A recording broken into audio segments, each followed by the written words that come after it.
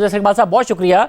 ऐसे इकबाल साहब, जाहिर है ओपोजिशन ने नहीं एक्सप्लॉइट किया सारे के सारे मामले को, मगर उसके बावजूद सवाल ये उठता है, आप वजीर दाखिला थे, आपकी हुकूमत थी, आप लोगों को भी मुआहदा करना पड़ा जितने भी हालात हो गए थे। हुकूमत ने दावे बड़े बड़े जरूर किए, रियासती रिट की बात की, मगर हुकूमत और क्या कर लेती है हुकूमत भी? देखिए शाहजेब, पहली बात तो मैं वाजे करूंगा कि जो हमारी सूरत हाल जिसका हमें सामना था और मौजूदा सूरत हाल को कंपेयर नहीं किया जा सकता। ये एप्पल्स एंड ऑरेंजेस हैं।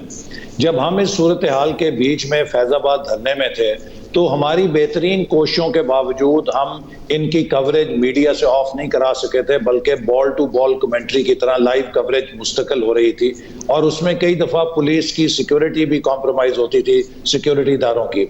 इसी तरह जो उस वक्त की ऑपोजिशन थी हमारी, वो इमरान खान साहब समेत इनके फ्रंट लाइन लीडर सब उस एहतजाज के अंदर शरीक थे। पीटीआई के कारकुन अपने झंडे लेकर शरीक थे और हमारे खिलाफ कुफर के फतवे दे रहे थे। मेरे घर के ऊपर हमला कराया गया जो मुकामी पीटीआई के रहनुमा थे। मैंने पूरी इलेक्शन कैंपेन इस ईमान के मसले के ऊपर लड़ी, ये साबित करने के लिए कि मैं खातमुन नबीयीन हजरत मोहम्मद मुस्तफ़ा सल्लल्लाहु अलैहि वसल्लम का वैसा ही पैरोकार हूँ जैसा एक मुसलमान होता है। और अल्लाह का शुक्र है कि मेरे ख़ानदान की जो दीन इस्लाम से वाबस्तगी है वो भी किसी से ढकी छुपी नहीं। फिर मुझे गोली का निशाना बनाया गया। इन्हीं के जो प्रोपेगेंडे से मुतासर एक नौजवान ने मेरी जान लेने की कोशिश की।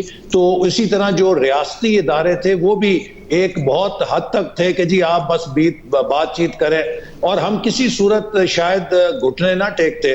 लेकिन हमें जब इंटेलिजेंस इंफॉर्मेशन आई कि कुछ सिंध सूबे के अंदर मसलक की बुनियाद पे फसादात हो रहे हैं, तो मैंने जो अहम ओहदेदार थे उन्हें कहा कि खुदा के लिए इस मसले को रैप अप करें, क्योंकि अगर ये खुदा ना खास्ता बरेलवी और देवबंदी मसलक के फसादात फैल गए, हर मोहल्ले हर गांव में मस्जिदें मदारे सामने सामने, हम बेरूत बन जाएंगे। और फिर हमने अपने एक वजीर की जाहिद आमिद साहब की कुर्बानी दी ताकि मुल्क में आग लगने से बचाएं, चूंकि लोगों के घरों पे हमले हो रहे थे। मतलब ये हुआ ना आपको ये करना पड़ा। अभी भी पुलिस वाले मारे जा रहे थे। एक हुकूमत ने एक पोजीशन ली है काबीना के इजलास के बाद और अचानक उससे पीछे हटी है, अपने वज़रा को एम्बैरेस किया है। क्यों करेगी हुकूमत अपने?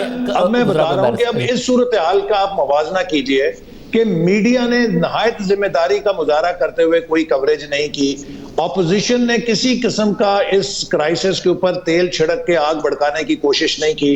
हुकूमत का फर्ज था कि अगर एक सिचुएशन ऐसी थी कि जिसपे वो समझते थे कि ये एक संगीन खतरा है, तो क्या वो अगर ऑपोजिशन जमातों के एतमाद में लेते, अगर कौमी असेंबली के अंदर एक ब्रीफिंग करते और मुल्क में कंसेंसस पैदा करते कि सूरत हाल से कैसे निपटना है, तो क्या उनको सपोर्ट नहीं मिलती? मैं समझता हूं कि पाकिस्तान एक आम मुल्क नहीं है, पाकिस्तान एक न्यूक्लियर ताकत है। दुनिया हमारी अंदरूनी फैसला साजी को देखती है।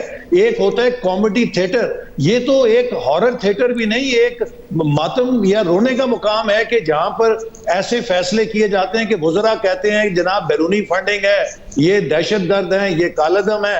अगले दिन आप ये भी जरूरी नहीं महसूस करते कि आप कौम से माफी मांगे कि हमें गलती लग गई थी, हमने गलत बयानात दिए थे, हम तो इनको बहाल करने लगे हैं। तो मैं समझता हूं कि अगर हुकूमत ने कोई मुआहदा किया है उसे कौमी असेंबली में पेश किया जाना चाहिए। तो आप ये कह रहे हैं जो हालात वाक़यात इस हुकूमत के हैं, अगर आपके होते तो आप रियासती रिट को इस्टेब्लिश करते, अगर उसका जिस तरह हुकूमत ने दावा किया था?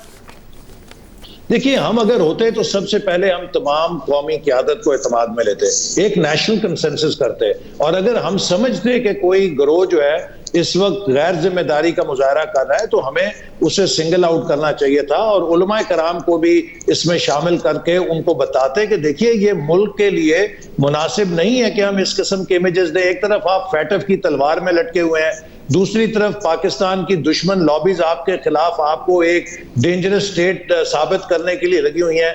हम किस किस्म के तर्ज अमल का मुजाहरा कर रहे हैं? और इस ग्रुप के ऊपर भी हमें हावी होना चाहिए था इस इस्तदलाल के साथ कि हमें एक जिम्मेदार पाकिस्तानी होने की हैसियत में अपनी सड़कों के ऊपर इस तरह के तशद्दुद के और इस तरह के मज़ाहिर नहीं देने चाहिए। ये नबी करीम सल्लल्लाहु अलैहि वसल्लम की बिशारत से जो मुल्क हासिल किया है, जो दुनिया की वाहिद एटमी ताकत है, हम क्यों अपने हाथों से दुश्मनों को वो सारा मवाद दे रहे हैं जो हमारे खिलाफ इस्तेमाल हो सकता है? मेरा ख्याल है कि हुकूमत ने जिस तरह सरेंडर किया है इसके लिए वही समझती है कि क्यों किया है, क्योंकि पहले वो हमें कुछ और बताती रही, फिर एकदम वो कैपिचुलेट कर गई है।